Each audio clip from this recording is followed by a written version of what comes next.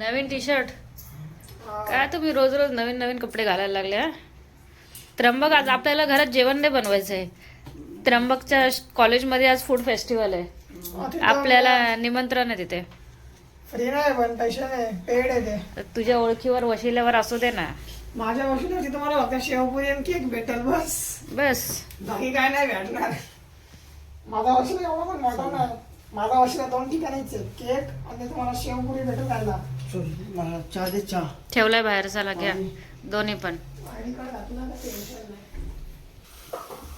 बघ. काय ID card घेतलंय पास नाही घेतलं जाऊ दे. असं दाखवून राहिलं आयडी कार्ड. पास ठेव. फोटो आहे ना पासचा. फोन घेऊ तर फोन मध्ये आहे पास. घेऊन ये खायला काहीतरी मला. मी आज काही जेवण नाही बनवणार. पैसे पप्पा कॅशियर. पास घे हा. का? कसा काढला तो पास? क्या? रामकृष्ण मंडळी, तर आज मी चालले मॉर्निंग वॉकला. येता येता भाजी सुद्धा घेणार आहे आणि माझ्याबरोबर माझी मैत्रीण सुद्धा आहे. तिचं नाव पण कविताच आहे. तर आम्ही दोघींनी ठरवलं आजपासून मॉर्निंग वॉक करायचं आणि व्यायाम करायचा. स्वतःची काळजी घ्यायची. तुम्ही सुद्धा स्वतःची काळजी घ्या. चला इकडे बघा.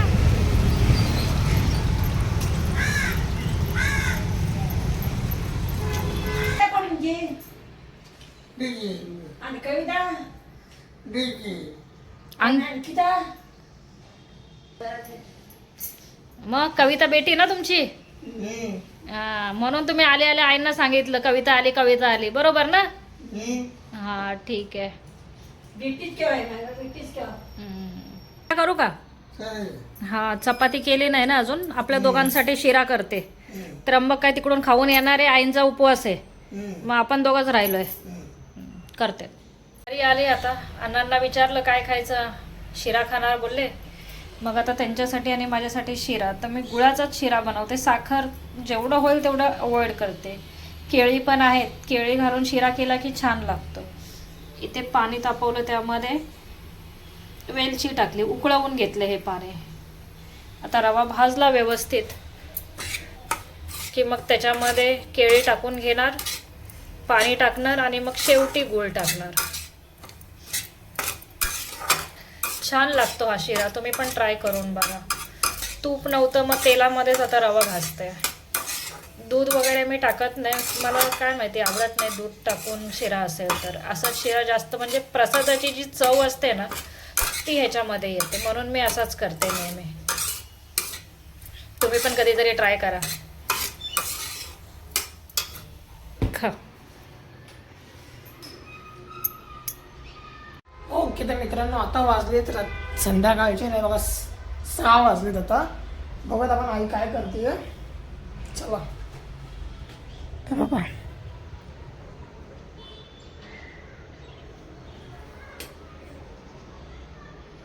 झोपली आहे. आईला बरं वाटत नाही. आई झोपली. आईला डिस्टर्ब न करायला. अण्णा काय करतायत बघूयात. अण्णा पण झोपलेत. अण्णाला पण डिस्टर्ब न करायला. आई फिरायला गेल्यात.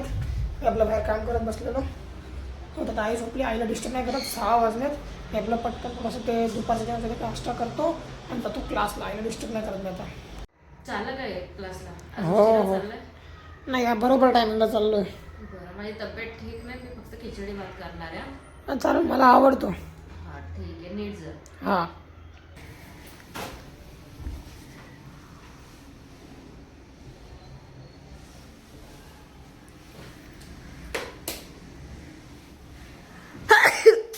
ऐ ग नीट जा बाळा. हां बाय बाय. Bye bye.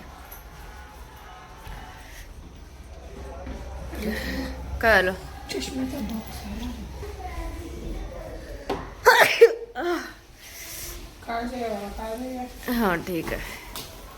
येतो याची राहते. नीट गाडी चालव. Bye bye.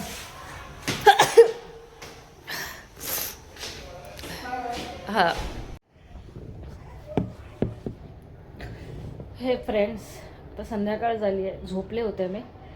काय करण्याची ताकद नव्हती. दाल खिचडीची तयारी करून ठेवली आहे.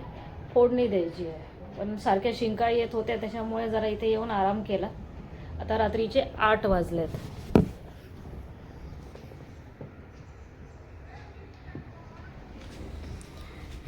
आणि आता मी दाल खिचडी करायला जाते. आई अण्णा आतमध्ये आहेत.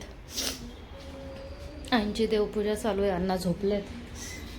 आणि इथे मी दाल खिचडीची तयारी केली आहे. कुकर पण ठेवला, पण शिंका कंटिन्यू यायला लागले त्याच्यामुळे मी काही केला नाही. आता फोडणी देते, कारण आता अहो आणि त्र्यंबक यायची वेळ झाली आहे, त्यामुळे पटकन खिचडी करून घेते. थ्रोट इन्फेक्शन असल्यामुळे सकाळपासून 3-4 वेळा मिठाच्या पाण्याच्या गुळण्या करून झालेल्या आहेत.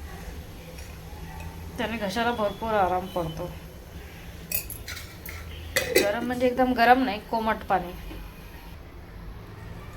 म्हणजे गुळण्या करायला सोसेल एवढं कोमट पाणी करते मी.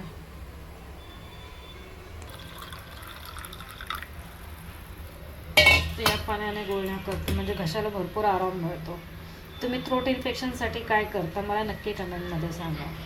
अशा पद्धतीने गुळण्या केल्या ना की लगेच दोन दिवसामध्ये आराम मिळतो घशाला, आणि सर्दी पण जास्त वाढत नाही. म्हणजे 3-4 वेळा गरम पाणी प्यायचं, 3-4 वेळा गुळण्या करायच्या, आल्याचा चहा प्यायचा. याने 2 दिवसात मला भरपूर आराम मिळतो. म्हणजे तर फ्रेंड्स, आज हालत खूप खराब झाली आहे. सर्दी, घसा जाम झाला आणि थंडी आहे, पण स्वेटर काढलं ना की कुडकुडायला लागतंय. ताप वगैरे नाही आहे, पण खूपच त्रास होतोय. घशात बोलता सुद्धा येत नाही आहे व्यवस्थित. तुम्ही सुद्धा तुमची काळजी घ्या, कारण वातावरण बदललं आहे. आता थंडी जास्त पडायला लागली आहे. सफेद तीळ वगैरे खा, जेणेकरून अंगामध्ये उष्णता निर्माण होईल. स्वतःची काळजी घ्या. आजच्या ब्लॉगमध्ये एवढंच. उद्या भेटूया पुन्हा नवीन काहीतरी घेऊन. Bye bye.